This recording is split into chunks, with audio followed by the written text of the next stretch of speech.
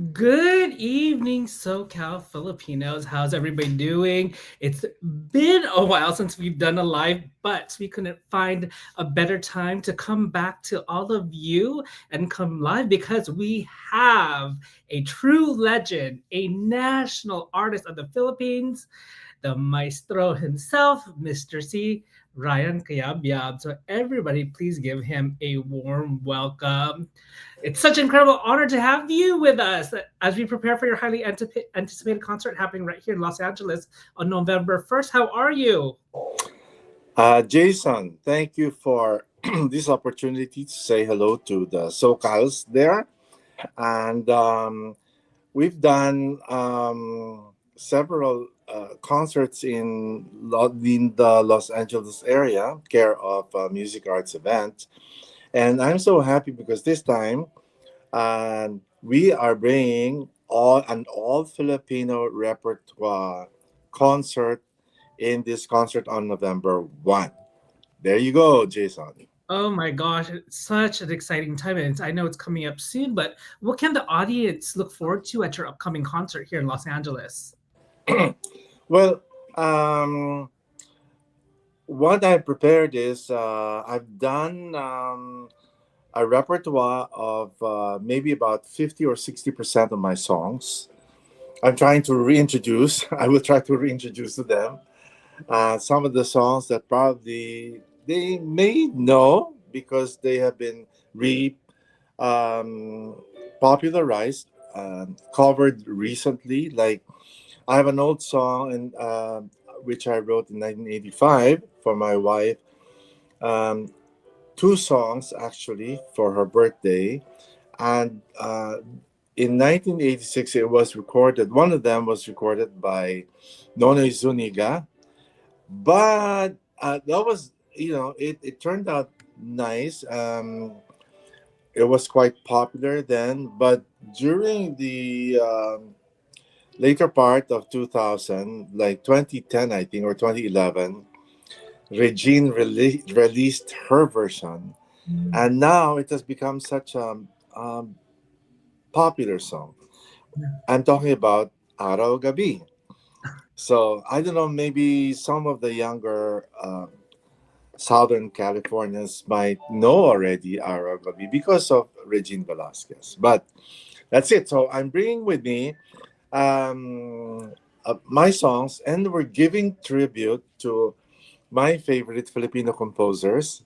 And I'm already uh, spilling the beans on what we're going to do. We're giving tribute to George Canseco, Willie Cruz, Louis Ocampo. These are my favorite composers, and the Apple Hiking Society. So you can imagine the type of materials that we will be singing. I brought with me my singers, the Ryan Cayabyab singers. They're all soloists, but together in harmony, they are. It's a powerful group singing Mm. type of harmony. So we're all very, very excited for that concert on November 1. Oh my gosh. I know you're such a legend in Filipino music and OPM. And I know a lot of our audience has grown up with your music, from karaoke to family parties. Your songs have just been part of, our lives. What does it mean to you to see your music woven into Filipino family traditions across generations? I've always told when I'm asked questions about what do you think of Filipino songs being sung outside of the country, I've always pushed for Filipino music because you know um, it brings us all together as Filipinos, especially during get-togethers, Mhm. um, parties, family outings, and probably fiestas of Filipino communities. Aside from the food, there is always music and dance. So I can imagine that whenever somebody plays Awitin Mo, Awitin Mo, everybody starts dancing. So because the Filipinos love to celebrate, love to have fun, but also love sentimental music. So bringing music outside of the country and sharing it with fellow Filipinos, it's such an exhilarating feeling to be sharing music with them. And especially if me as a composer, especially, your question was, how does it feel when people recognize my songs and when I perform it for them? It feels really not only feels good, but I feel I am one with them. I'm telling them that you're as Filipino as I am. So whether you're in any location in the diaspora, you are a Filipino, and you carry with you the sentiment and all the celebration and everything that you remember about being Filipino. Even if you are born here in America, or even if you're born wherever in the world and you have Filipino parents who have um, retained the same values, the same cultural, especially the same cultural values, then you are part of the oneness of the Filipino. Yeah, and you said it earlier, right? Like being Filipino, it's we're tied to food, we're tied to music, and you've been such a huge part, especially on the music side. And when you look at Filipino music now, right, it keeps evolving. It's now reaching global audiences. How do you see OPM connecting Filipinos around the world today? Um, let's say there was a first wave. When you say the first wave, then you're talking about the real old timers, the old timers Filipinos who know the songs of like classics like Dahil Sa'yo. Okay, Mhm. this is the first, I would say the first wave, Dahil Sa'yo and Gaano Kita Kamahal. And I would probably say the second wave would have been OPM. And this would be the songs of the 70s to the 80s. Whose songs are they? If they remember the songs of Basil Valdez, maybe Rico Puno, Haji Alejandro, maybe Kule Desma. Maybe they know all that. When you say Filipino songs, the songs of Gary Valenciano, the songs of Martin Rivera, and then later on Regine Velasquez, and then the next younger wave would have been um, the bands like Eraserheads, River Maya, and oh, I forgot. Maybe in one of in the second wave, the Hot Dog Band. But then in the third wave, you got later on after the third wave, you have that's it. Eraserheads, River Maya, and later on Sponge Cola, and later on Itchy Worms, and now, which I'm so proud of, you have the likes of SB19. Mhm. They are now pioneering and bringing the original Filipino music outside into the world, to the world, for all to witness. This is like a new wave of young Filipino music that you're starting to hear, and I'm so proud of them. Um, SB19, Beanie, um, Bagyo. Uh, there's some more coming out, and Mhm. even the solo acts like KZ, TJ. There's so many coming out. Yeah. Jason, can't imagine how you can imagine how um, we are now being inundated with the proliferation of regional Filipino music in the Philippines. Mhm. And that's just amazing, right? I mean, it's taken a little bit of time for us to get some global recognition, but it's happening now. I know some people do know some of the songs, but now for us to even have that movement is just amazing, and bring the representation. And a lot of it's really thanks to you. I actually got a question. Somebody had asked, who is one of your favorite students? Is that a question? Yeah, somebody message asking if I could ask you that. So thought I'd ask you, do you have a favorite student from the past? Well, Jason have a lot of favorite students.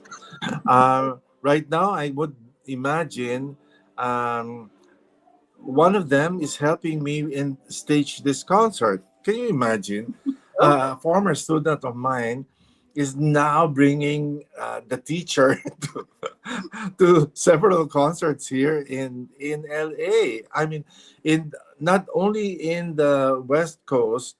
We're doing Santa Clara this year. We're doing Santa Clara. We're doing LA. We're doing San Diego, and then we're Oh, finishing off in Honolulu. But the past years, she was the same person who brought us to the East Coast and we have been doing a lot of concerts.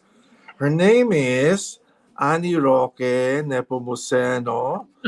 I must say that she's not only like um, a brilliant student because she's like a songwriter, she's a composer, she's an arranger, and best part is she also taught in our school, music school of Ryan Cayabyab. mhm. She was one of the early mentors, voice mentors of our school. So you can imagine that this uh, this girl, when she was just in college, and now I'm working with her. It's great. I mean, there. I guess the the other one. My favorite would be her husband. Can you believe Ed Nepomuceno? I Yes. worked with. Ed also worked with me as my assistant for quite some time, Mhm. and he was also my student in composition. So, both of them now they're living here in the U.S. Uh, they work. I mean, I understand it's very hard work that they do, but the mere fact that they're able to bring us here for concerts, big deal. Yes. No, I love Annie and her husband. We're actually neighbors. We see each other at the grocery store. Is that so? We don't live too far from each other. But as the audience who is watching and just tuning in now, I am chatting with the legend, Mr. C, as he is preparing for his concert here on November 1st. Another question for you is, you've inspired so many young musicians and performers. What advice would you give to the next generation of Filipino artists that are chasing their dreams? Um, Really, only one advice. Number one. That means there's another second or third. Number one on the list is study. I mean, learn everything you can about what you want to do. Like, for example, if you want to be a songwriter or if you want to be a singer, learn how to do it correctly. Learn how to, well, formally or informally. Formally meaning you really go to a certain school for that. Informally, you can actually just study it on online and maybe learn something from there. But the most important thing for me, uh, if you write music, is that you are able to understand how it works, how music works. And how music works is there is a standard that you have to reach, meaning you must be able to read, write, and to be able to discern, compare. You must be able to analyze how other people do it, because by doing so, you have a better idea on how to um, have a better batting average with what you want to do. For example, if you want to be a good performer, you should not only learn how to do it correctly, learn the mechanics, learn the organic way of producing that sound, learn the techniques on how to make the sound uh, different from everybody so that you have a distinct sound. Aside from a distinct quality of voice, sometimes or many other times, a singer can shape the sound of her voice through certain exercises or uh, certain experimentation.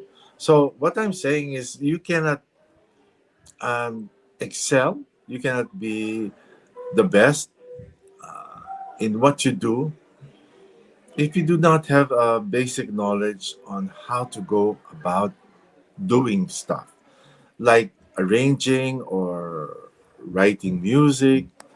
And if you're following somebody's footsteps, like let's say you like the way somebody writes, then I think what you do is analyze how that person writes and see what makes it click. Mhm. But then our work is to compose, to write, meaning how else can you bring your music farther? You know, like how can you be different from this writer? Mhm. How can you be a better singer than, not really a better singer, but how can you be different from the other? There's so many singers, there's so many songwriters. How can you stand out? How can you be different? I'm not saying how can you be better because there's always somebody better than you. I Yeah. mean, take my word for it. You cannot be the only better one. There's always somebody better. So you have to up your ante, meaning learn everything that you can. That's why it's not easy. It's hard work, Jason. Mhm. And speaking of songwriters, we have Doji Simone in the audience watching. He says hello. I'm seeing him on. 29. Basta I'm seeing him soon. Do- Doji and I, every time here in the States or whenever he's in the Philippines, we have always a chance to get together for food. Yes. And of course, I'm gonna go to his Manila Inasal very, very, very, very soon. I'm not only visiting, I'm gonna eat. I'm Of gonna course. eat his Manila Inasal fare, and I'm sure I'm going to enjoy that because they have given me a sample back in Manila, the Mhm. Manila Inasal in Manila. They sent me food. It's great. So, Doji, if you're listening, I like your food and I'm going to go there. But people don't know that Doji is an ace songwriter. Mhm. And they just had a concert 2 weeks ago, I think. Mhm. And I know all of them. Uh, we all grew up together. No, I'm much much older than them, so I can't say that we all grew up together. But we did in a way that he went to the same high school as I did, as Annie did. You know, there must be some kind of food that we eat there that makes us this way. Um, and he's my brother in an ADHD society. Oh my god. You know what? We love Manila Inasal. We actually partnered with them on an event a couple weeks ago, and it was actually a sold out event, and it shows the popularity of their restaurant. But what I love is the family that they've created, not with just them, because the whole Simon family is working at that restaurant, but even with the workers. And like I got to stay after the event, and how they were just playing OPM music, and they were all singing and enjoying, and it just kind of brings back to like being Filipino, right? Food and music brings us together. right? So Exactly. And food, music, and fun. food. Fun. We laugh a lot, and when we talk, it's like the whole world not listens, can hear our voices. Yeah. So can you So, imagine all of that? oh my gosh. And Doji Simon said sa October 29, kain tayo. Ayun, October 29. Um, okay, so but we're not inviting everyone to go there on Oh no October no. Yeah, 29. not everybody can go. This is a private. We won't tell everybody. For the people that watching, we will try to edit this out. But kind of going back to your music, you've written so many countless classics. But what's one song you never get tired of performing, and why? Actually, what should I say? It's not getting tired of the song, but um, when you say this is a biggest part of what I learned in school is the term discipline, which means that you whenever you do the same thing you do when you perform it, it still has that same feeling. It doesn't change. You don't tire of it. So part of our being professionals is that you don't get tired when you're in front of your audience. You have to give your best, and you never tire. You never show that you're tired. But let's get away from that, and I'm going to tell you something. um, my songs, I must say, I don't have any favorites, but I must emphasize that, like, all of them are my children. And when you have children, you don't really have any favorites, but there are significant um, ones that uh, might be that might carry a little more weight, but not because I like them. For example, significant song would first one would be Kay Ganda na Ating Musika, because that song, when I joined the Metropop Song Festival, that song made me decide. I was still in college, but when I won, that song made me decide to lessen my load in college and spend more time in the industry doing writing more music. That's one. Number two, a significant song I composed for Basil Valdez is Tuwing Umuulan at Kapiling Ka. Significant because when he sang it, it was probably my most uh, top hit of a song um, during that period. And I was very proud of it. And then the Eraserheads recorded it. And then Regine Velasquez has her own version of it. So what I'm saying is it's significant because it lived a certain life and was reinterpreted by different types of artists. That's significant for me. The third significant song would be Kailan. Kailan mo ba mapapansin? Because I've never had a hit as big as Kailan during that time. And it won Best Recording, Song of the Year. It had so many awards, and it was such a big hit during its time. Hmm. Now, but the most significant of all the significant songs is a song I never thought would gain that um, fame. And that song is the Coconut Nut. Of all the songs I've written, a song about the coconut nut is is such a surprise for me. But we'll be performing that. Oh my gosh. Well, talk about performing. I know Annie, I think she said that we could have a little sample from your singers before Uh-huh. we do this. So are you ready? Yes, I don't know which one. Oh, here they Hello, are. good Here are the morning. singers. Hello. Hello. Hi. Hello. Welcome to LA. Thank you. Advanced. Advance. Are you complete? Where are you? Cozy. Ah, there you go. Okay, okay. Hi, Jason. Yes, Hello. Jason. This is Jason Lustida. Please, hello and say welcome. Sorry, RCS.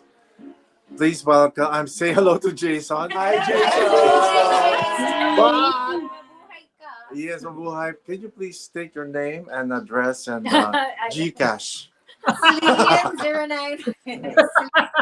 Well, hello everybody. We were promised a small sample of what we could expect with the Sure. concert. So But, we're gonna hand it off to you guys. yeah. Take over.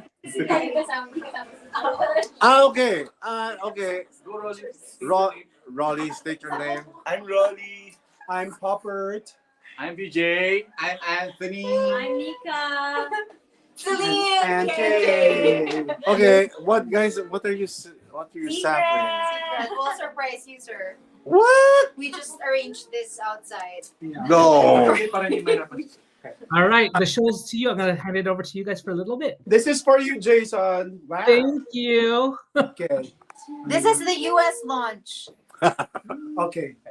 1, 2, 3. Kailan mo ba mapapansin ang aking lihim? Kahit anong aking gawin, di mo pinapansin.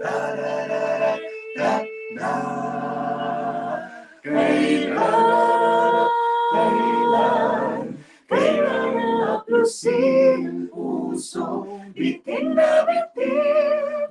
Kahit anong gawin natin, di mo pa rin mapansin.